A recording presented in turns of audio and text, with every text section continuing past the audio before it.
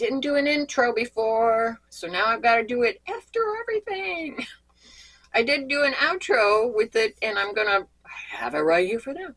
This is what we're working on today. I have a free design for you. If you want it, you are welcome to it. This is applique, the word stuffed, and this is just satin stitch. It is stitch intensive. If it's a lightweight garment or whatever that you're putting it on, I mean, it'd even be cute on a placemat. Make sure that you use a couple of layers. I only used one layer of cutaway on this. And you can see a little bit of rippling here. That's why. The more stitch intensive your design is, the more it will pucker, unless you put lots of stabilizer on it. So I want to welcome you to my channel. Thank you for joining me. My name is DebV. Sorry I'm not showing my face, but if you watch to the outro, you'll know why.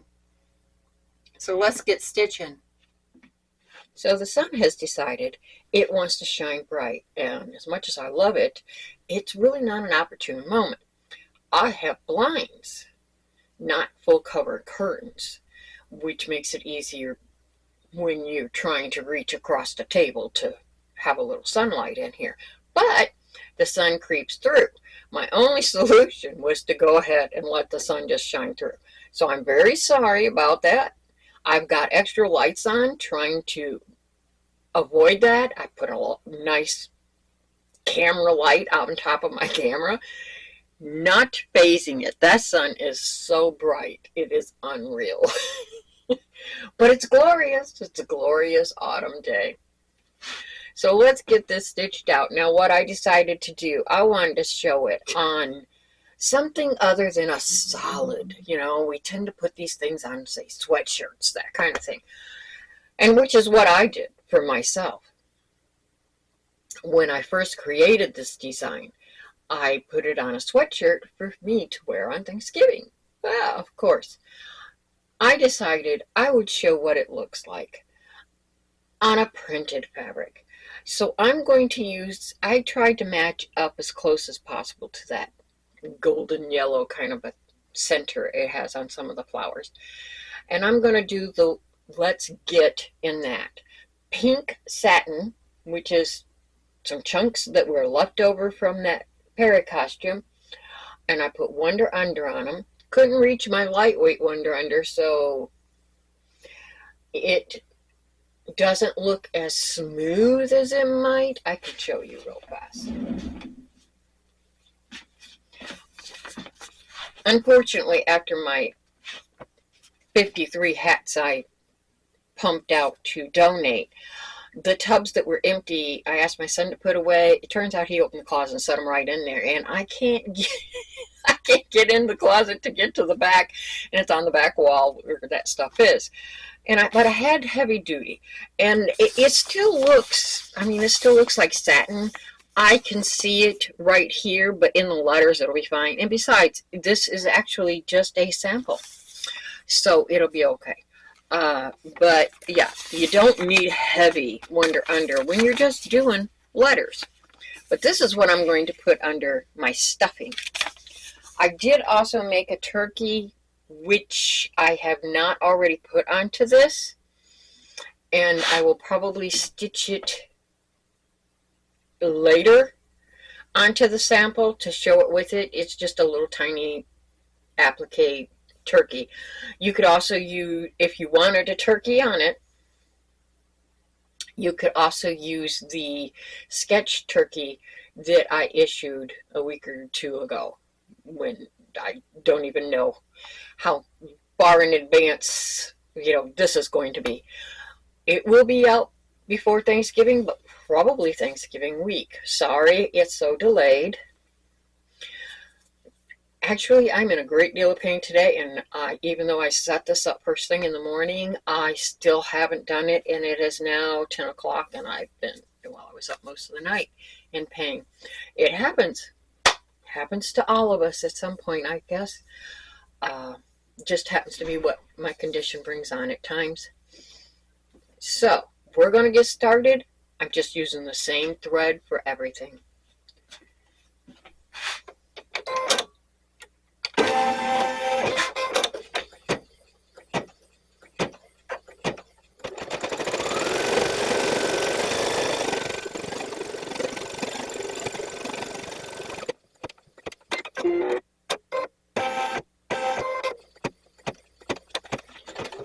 I don't know if it's showing up very well with that bright sun shining on there.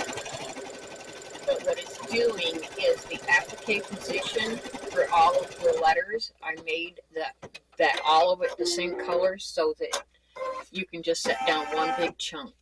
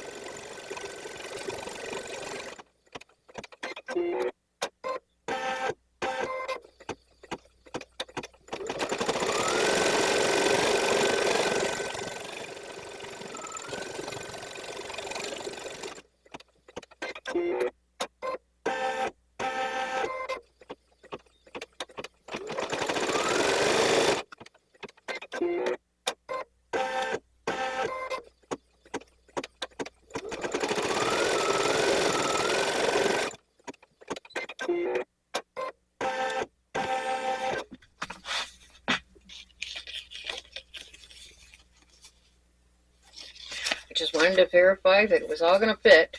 Don't forget to take your paper off the back. If I can get a hold of the fabric. Guess I should have left a little tail. Now you want to make sure that shiny part stays on there, because that's the part that's going to iron on to your fabric.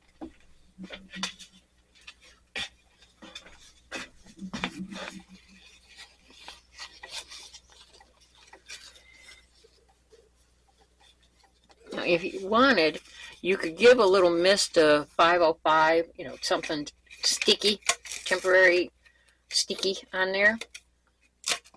I'm going to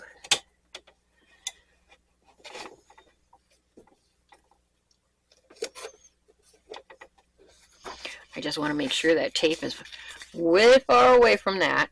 I will tell you, by having done it this way, I did make it a little difficult for the trimming part, but I have very fine scissors, so I'm able to get in there.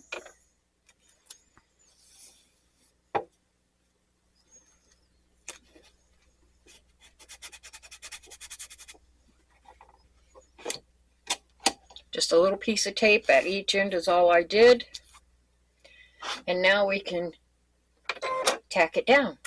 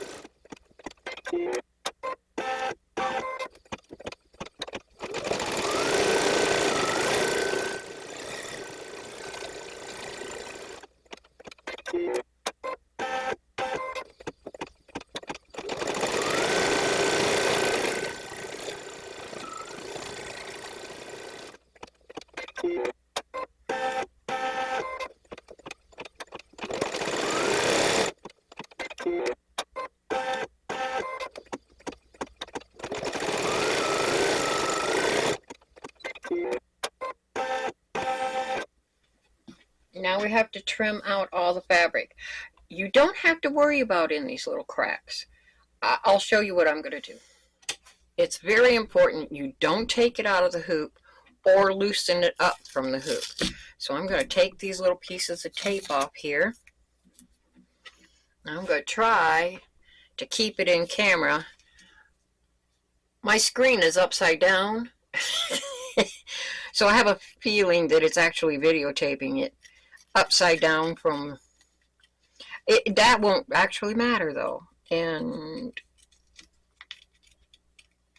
it should all work just fine. Now,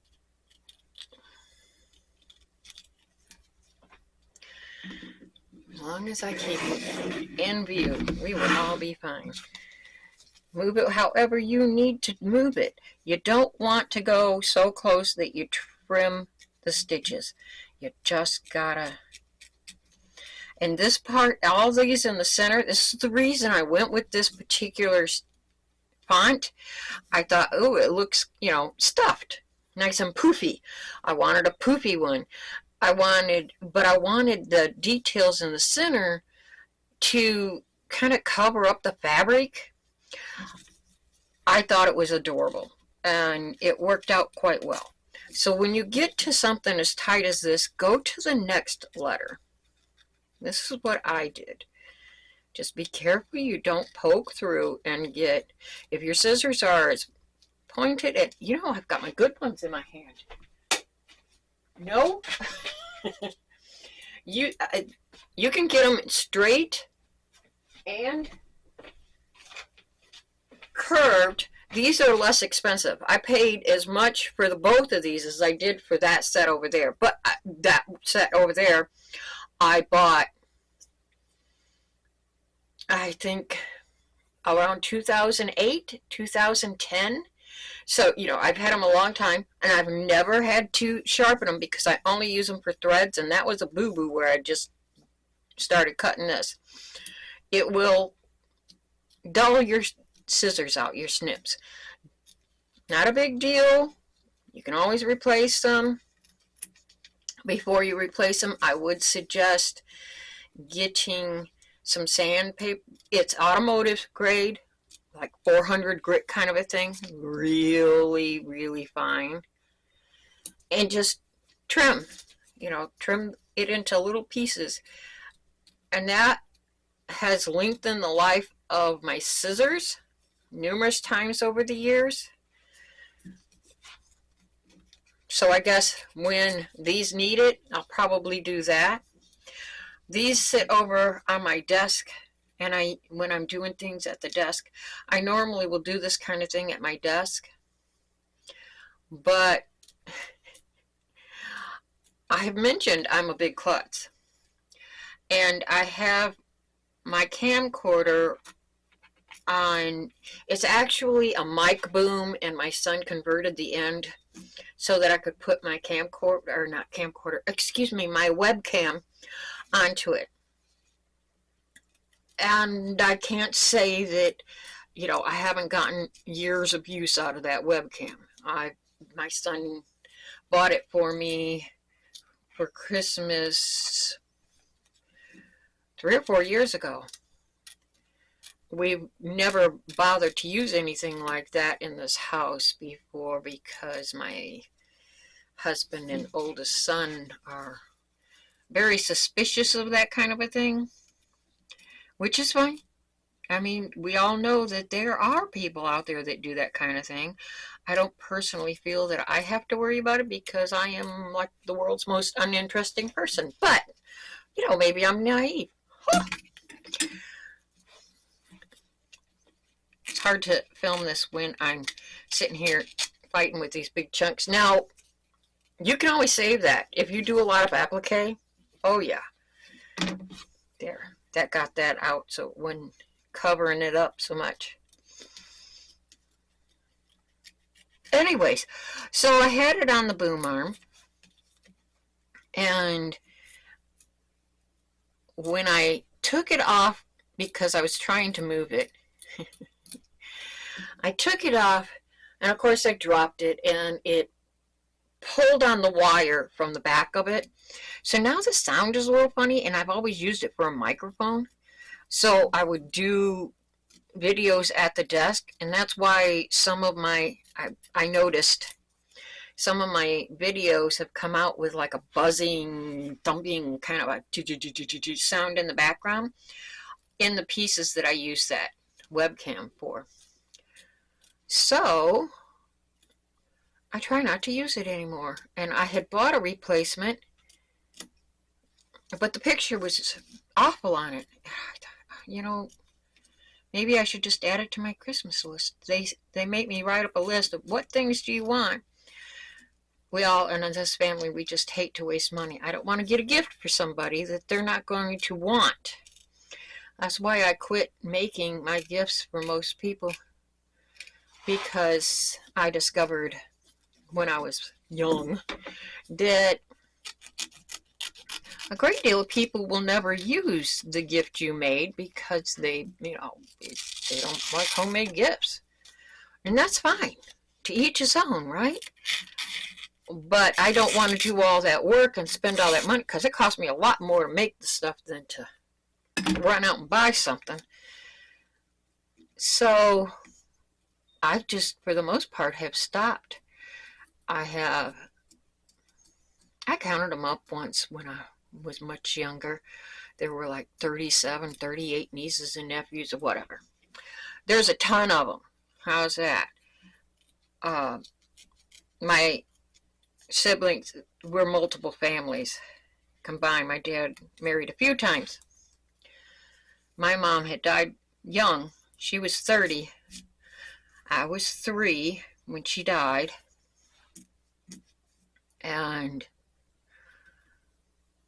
he remarried when I was 5, and they were married for almost 10 years, 9 years, 9.5 years, something like that. And after that divorce, a couple years later, my brother-in-law and I decided his sister was the perfect person. I didn't want to go out for New Year's Eve, and my brother-in-law liked a bunch of females with him, like groups, so that he, young men, makes them look hotter, I guess, whatever. Anyhow, I wouldn't go unless my dad was occupied. He was just going to be home alone, and I didn't want him to be home alone. So he fixed him up with his sister, and they got married. She had 5 kids. They were mostly grown at the time, but my dad was not shy. He was about claiming all kids were his kids.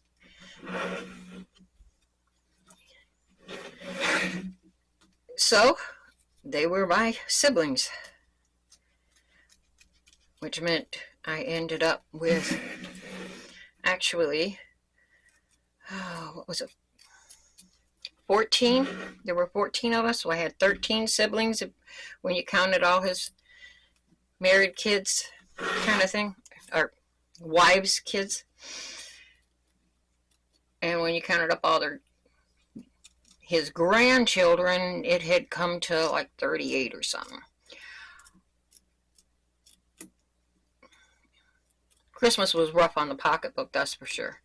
But as I had said, I've always been a crafter and a sewer, and I made gifts, and eventually discovered that none of them ever used them. And that was that. I quit, and it wasn't until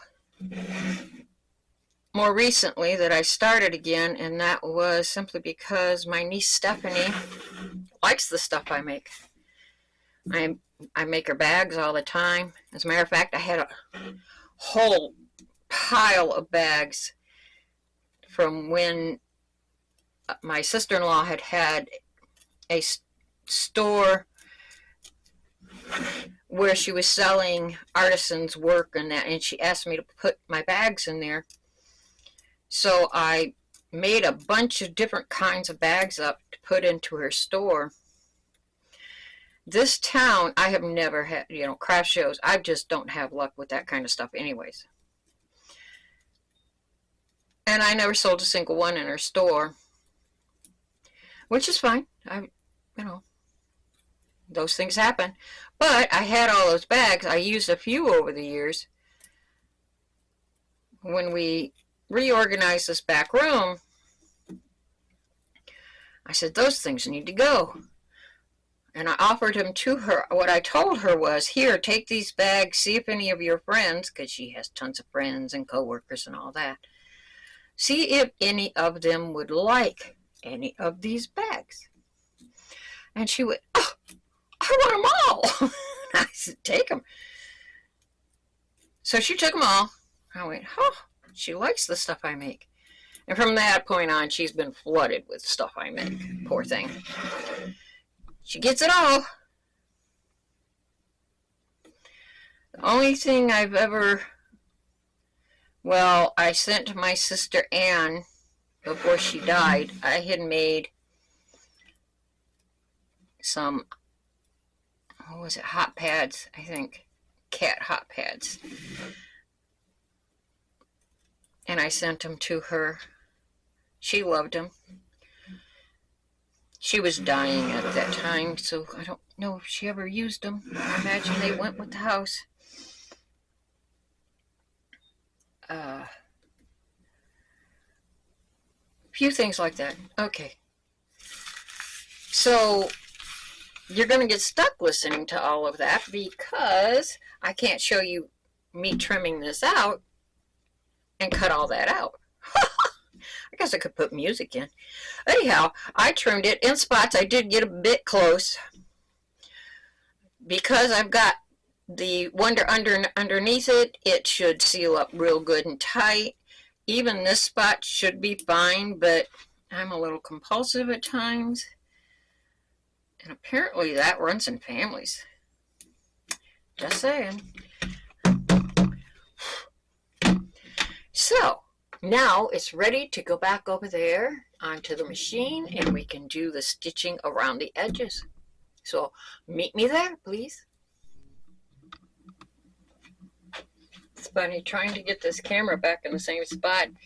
It's not that easy because you have to tilt it down to get a down shot over there. And anyways, so now it's ready to do the edging of it. All right, the satin stitch around the edge. And that part, see if I can shadow it, 17 minutes. This whole thing takes 30 minutes. But this part is going to be 17 minutes because it's a lot of stitches for the satin stitch. Lots of stitches. So, we'll probably be fast forwarding through all of this, and I will try not to talk in the background because it'll go like, you know, and we all hate that, right? Okay, let's get it started.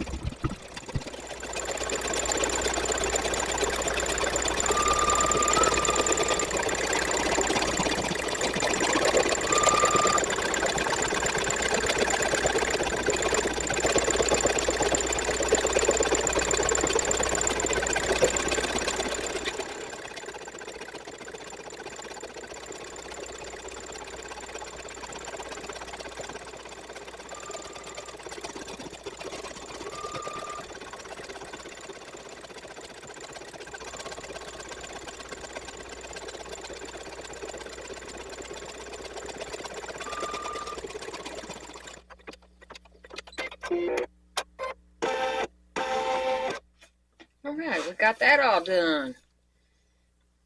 Aha! I see a spot. Or is that... Oh no, that's a flower in the background. Okay.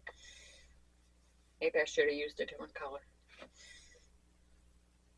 I'm going to do the other words, let's get in the same gold, this orangey goldy color.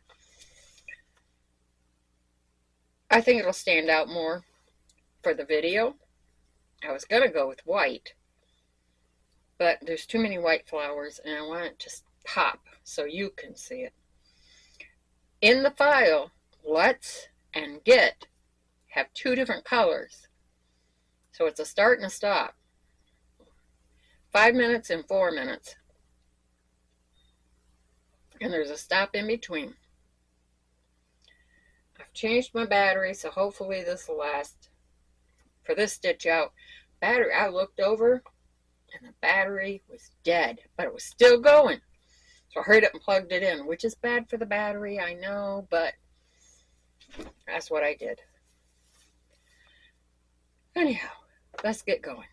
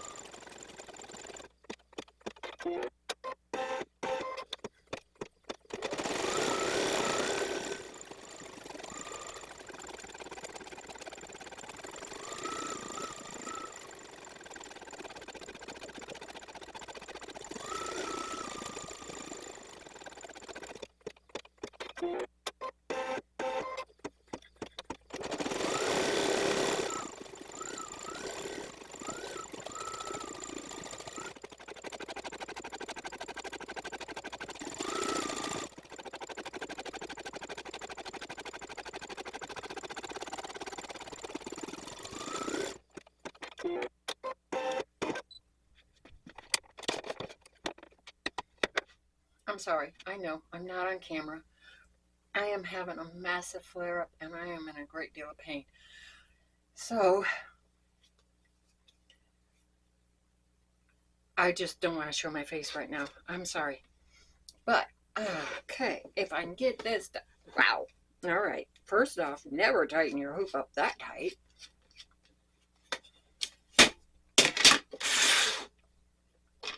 So, am I in camera? You know what?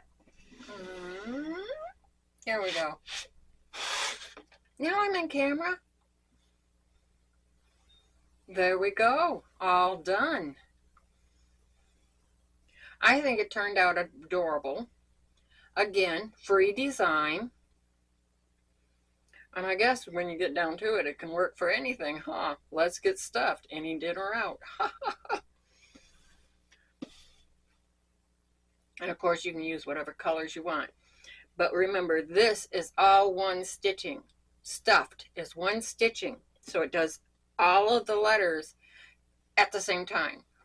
So those colors aren't going to change. And really, I set it up for one fabric strip, not multiple colors of fabric. But this can be one color and this another color. You do need, it's very stitch intensive. So I only used one layer of cutaway. Now, I don't know how well it shows up, but you can see some creases in there where it pulled. It's a lightweight fabric, but it did pucker slightly. And I'm going to give you a hint. I did do this on a sweatshirt, and it worked out great. Sweatshirt is pretty thick. Don't cut these threads too close in. I cut mine real close and cut some of the knots off. So after it washed, they came loose. The threads came loose. And it didn't dawn on me for the longest time because I thought, oh, I'm going to have to redo that. No, it did finally dawn on me. The reason they didn't all come up is because I only cut the threads too close and cut the knots off in a couple of places. So a couple of them came unraveled.